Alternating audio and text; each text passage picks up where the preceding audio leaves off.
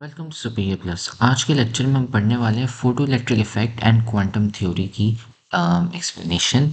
आज साथ में ये पढ़ने वाले हैं। इससे पहले हमने फोटो इलेक्ट्रिक इफेक्ट पढ़ा था और इससे पहले हमने क्वांटम थ्योरी पढ़ी थी। तो ये वाला लेक्चर शुरू करने से पहले आप सबसे पहले तो पिछले वाले लेक्चर्स देख लें ताकि आपको ये लेक्चर अच्छे तरीके से समझ आ जाए, और साथ में चैनल को सब्सक्राइब कर लें। उसके अलावा अगर आपको इस चैप्टर के नोट्स फ्री में चाहिए जो मैं इधर बना रहा हूँ, तो अभी जो स्क्रीन पे जो नंबर है आप उधर हमें मैसेज कर दें। हम आपको ये वाले नोट्स और बाकी सारे सब्जेक्ट्स और चैप्टर्स के नोट्स, फिजिक्स, केमिस्ट्री, गैट गैट सब के हम आपको notes, past papers, guess papers free में भेज देंगे।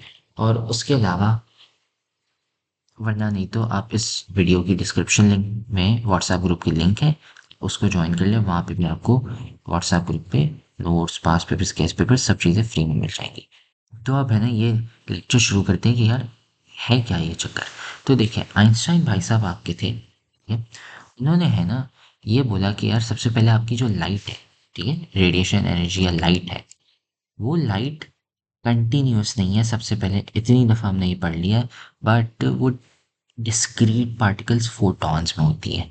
हर फोटॉन की अपनी एक एनर्जी होती है, और वो कितनी होती है, E is equal to H f, जो हमने फॉर्मूला पढ़ा है। एच आपका प्लैंक्स कांस्टेंट है और एफ है ना उस लाइट की फ्रीक्वेंसी। आप बस उस लाइट की फ्रीक्वेंसी लें, मल्टीप्लाई बाय एच कर लें, जिसकी हमने वैल्यू पहले लिखी थी इधर आके 6.626 टाइम्स 10⁻⁴। उससे आप सब मल्टीप्लाई कर लें। अगर आपके पास फ्रीक्वेंसी नहीं है तो यह स्पीड, उसकी वेवलेंथ ले लें। और स्पीड ऑफ लाइट तो आपको पता है क्या होती है, ठीक है, वैल्यूज़ की।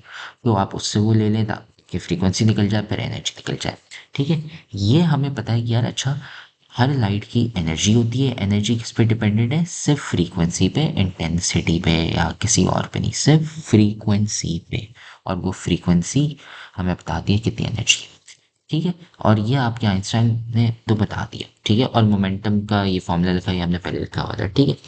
अब एक और चीज़ आती है वर्क फंक्शन। पहले हम ये पता होना चाहिए वर्क फंक्शन क्या है। तो वर्क फंक्शन ये है कि यार कितनी मिनिमम एनर्जी हमें चाहिए। एक इलेक्ट्रॉन यहाँ पे पड़ा है ना, यहाँ पे लाइट आती है, इसको निकालने के लिए कितनी एनर्जी चाहिए, ठीक है। ऐसे हम कहते हैं वर्क फंक्शन आपका। तो ये एनर्जी कितनी होती है, अब है ना यहाँ पे हम देखते हैं। लेट्स से आपका हम लेते हैं कॉपर।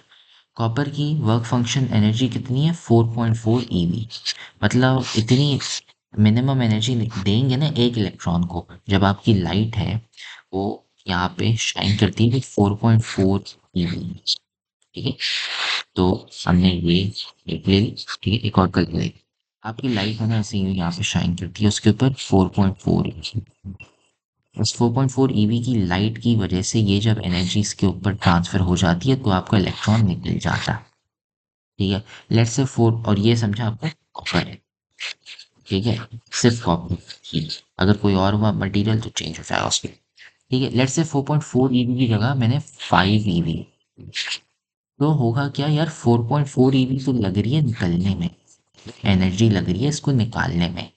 तो 4.4 ईवी से क्या हुआ, ये निकल गया। फिर बचा कितना, 5 माइनस 4.4, वो कितने हो गए, 0.6।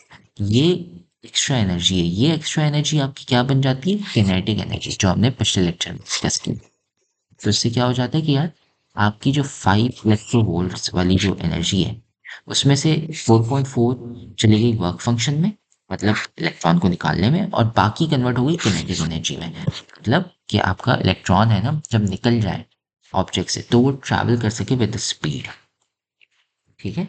ये कॉपर का है। अगर लेट्स से 5 ईवी की जगह, 5 ईवी की जगह लेट्स से मैं करता ये हूँ, मैं है ना अब प्रोवाइड करता हूँ 2 ईवी। तो यार ये नहीं चलेगा, क्यों, क्योंकि यार मुझे 4.4 ईवी मिनिमम चाहिए ही चाहिए, तभी आपका इलेक्ट्रॉन निकलेगा, वरना नहीं तो ऐसे नहीं निकलने वाला। आप इंटेंसिटी भले बढ़ा दो, लेकिन उससे भी फायदा नहीं है। आपको फ्रीक्वेंसी है ना मिनिमम मिनिमम उतनी देनी पड़ेगी ताकि आपके पास 2 ईवी आ जाए, और कॉपर में ये फिर निकलेंगे नहीं। अगर लेट से आप कोई और मटेरियल लेते, ठीक है, अम, इससे भी कोई और हल्का वाला, तो है ना निकल जाता, लेकिन मिनिमम आपको है ना ये क्रॉस करना पड़ेगा, तभी जाके आपका इलेक्ट्रॉन निकल पाएगा, वरना नहीं तो इधर ही फंसा रहेगा, इधर, ठीक है। तो मिनिमम आपको 4.4 चाहिए।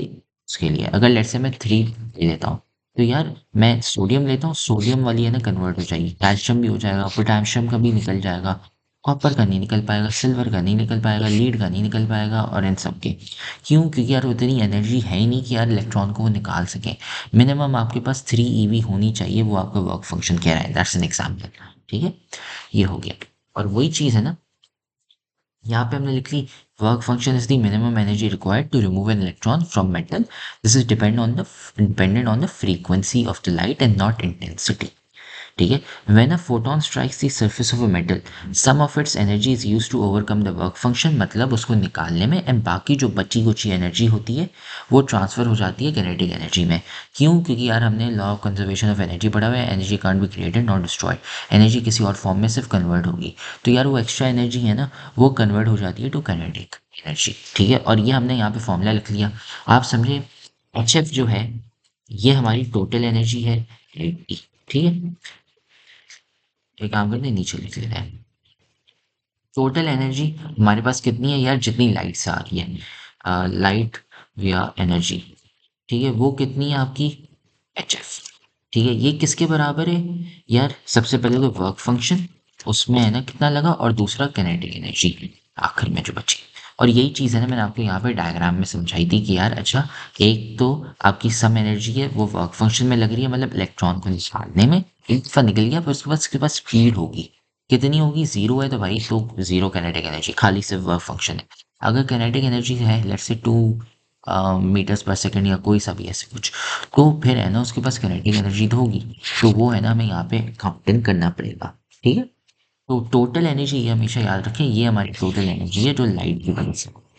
ठीक है, तो ये हो गया हमारा एक्सप्लेनेशन इसके साथ photo electric effect and quantum theory का। और ये है ना फॉर्मूला ज़रूरी है, ये उधर भी नोट्स में हमने लिख लिए यहाँ पे।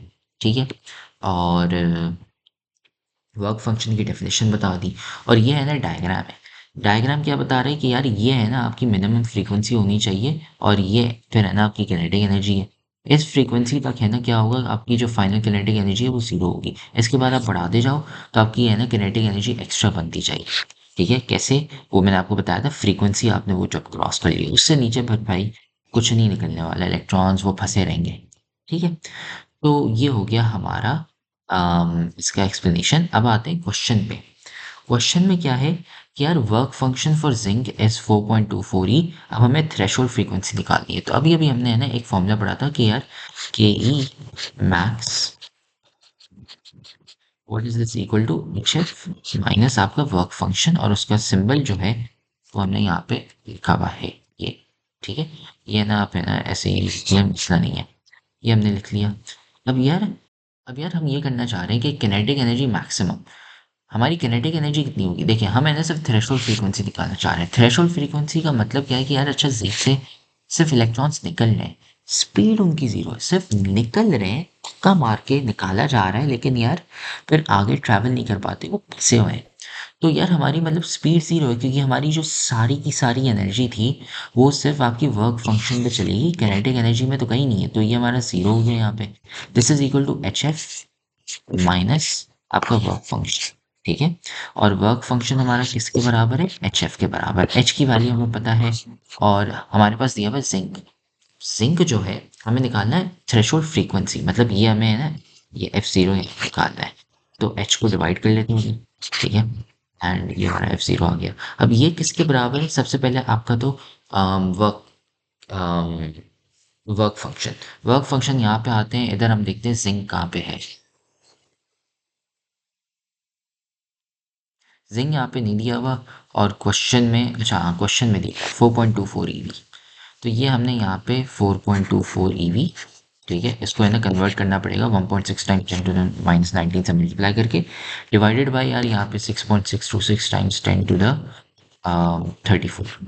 ठीक है, ये हमने कर लिया। इसको जब सॉल्व करोगे तो आंसर आपके पास आएगा 1.02 टाइम्स 15 हर्ट्स। तो ये है बेसिकली आपकी वैल्यू, किस चीज़ की वैल्यू, आपके फ्रीक्वेंसी। कि यार अच्छा मुझे निकालना है जिंक को, इलेक्ट्रॉन्स निकालने हैं जिंक में से, तो मुझे 1 × 10⁻15 की फ्रीक्वेंसी वाली लाइट पास ऑन करनी होगी ताकि उतनी एनर्जी हो। 1 × 10⁻15 हर्ट्स की फ्रीक्वेंसी, जब इतनी मेरे पास फ्रीक्वेंसी होगी तभी इलेक्ट्रॉन सिंक से निकल पाएंगे, क्योंकि इतनी है ना एनर्जी होगी। लेकिन अगर अगर इससे कम हुई तो इलेक्ट्रॉन्स फंसे रहेंगे, और अगर इससे ज़्यादा हुई फ्रीक्वेंसी तो बाकी जो कुछ ही एनर्जी होगी ना वो किनेटिक एनर्जी बन जाएगी। यहाँ पे तो अभी फ़िलहाल हमने एग्जैक्ट वो निकाला है, तो उस वक्त पे किनेटिक एनर्जी ज़ीरो है। ठीक है, तो ये हो गया हमारा सवाल। फिर उसके बाद यहाँ पे ना पीवी सेल्स लिखे हुए हैं आपके, फोटोवोल्टिक सेल्स। वो बने हुए हैं आपके basically P type and N type silicon semiconductor से। ठीक है, जो हमने पढ़े हुए हैं पहले। पी टाइप और एन टाइप डोपिंग और ये सारी चीज़ें, सिलिकॉन आप लोगों को पढ़ा हुआ है इनऑर्गेनिक में। और सेमीकंडक्टर्स ऐसे जो पार्शियल ना कंडक्टर होते ना इंसुलेटर्स होते हैं, उनके बीच के होते हैं। ठीक है, तो अब होता क्या है कि यार आपके जो सोलर जो होते हैं सोलर पैनल्स, उसमें है ना सेल्स, ये फोटोवोल्टिक सेल्स होते हैं जो है ना लाइट प्रोड्यूस करते हैं, फोटो सेल्स। उसमें क्या होता है, ये आपके P type and N type के सेमीकंडक्टर्स होते हैं। और क्या करते हैं, लाइट है ना, सूरज सूरज इन सेल्स पे गिरता है। सोलर पैनल आपने यार देखे हुए होंगे, सोलर पैनल। ये हमने निकाला सोलर पैनल गूगल में से। ठीक है, ये है ना आपने सोलर पैनल की ऐसी तस्वीरें देखी होंगी। अब यहाँ पे ये जो सेल्स देखे हैं ना, इन सेल्स के ऊपर ये सूरज की रोशनी ऐसे गिरती है। जब सूरज आता है इसके ऊपर लाइट आ रही है, और वो लाइट होती है ना, उससे है ना इलेक्ट्रॉन्स आपके एमिट होने लगते हैं। जब इलेक्ट्रॉन्स आपके एमिट होने लगते हैं तो उससे क्या प्रोड्यूस होती है, बिजली, और उसकी वजह से आपके घर पे लाइट आती है। ठीक है, तो ये एक है ना एप्लीकेशन है फोटो इलेक्ट्रिक इफेक्ट की, कि यार अच्छा सूरज की रोशनी है, उसकी वजह से क्या हो रहा है यार, फोटो इलेक्ट्रिक इफेक्ट, और उसकी वजह से घर में बिजली आ रही है। और वो कैसे बने हुए, P type and N type semiconductor जो है सिलिकॉन के, इनके बेसिस पे। ठीक है, ये हो गया हमारा photo electric effect solar cells और फोटो सेल्स में। ठीक है, और इससे हमारा है ना बेसिकली ख़त्म हो चुका है ये वाला टॉपिक। फिर अगले लेक्चर में हम पढ़ेंगे कॉम्पटन इफेक्ट। तो कॉम्पटन इफेक्ट जो है वो अगले लेक्चर में पढ़ेंगे। अगर आपको समझ नहीं आया तो आप ये लेक्चर है ना वापसी देख लें, वरना नहीं तो आप हमें यूट्यूब पे कमेंट कर लें या व्हाट्सएप पे मैसेज कर लें, हम आपको समझा देंगे। उसके अलावा चैनल को सब्सक्राइब कर लें, वीडियो को लाइक कर लें। और वापसी अगर आपको इस चैप्टर के नोट्स फ्री में चाहिए जो मैं इधर बना रहा हूँ अभी, तो अभी जो स्क्रीन पे जो नंबर है आप उधर हमें मैसेज कर लें, या फिर इस वीडियो की है ना डिस्क्रिप्शन में व्हाट्सएप ग्रुप की लिंक पड़ी है, आप उसको ज्वाइन कर लें। आपको फिजिक्स, केमिस्ट्री, एमसीईआरटी, डीकैट सबके नोट्स फ्री में मिल जाएंगे, गेस्ट पेपर्स और पास पेपर्स के साथ। तो अगले लेक्चर में फिर मिलते हैं जिसमें हम करेंगे कॉम्पटन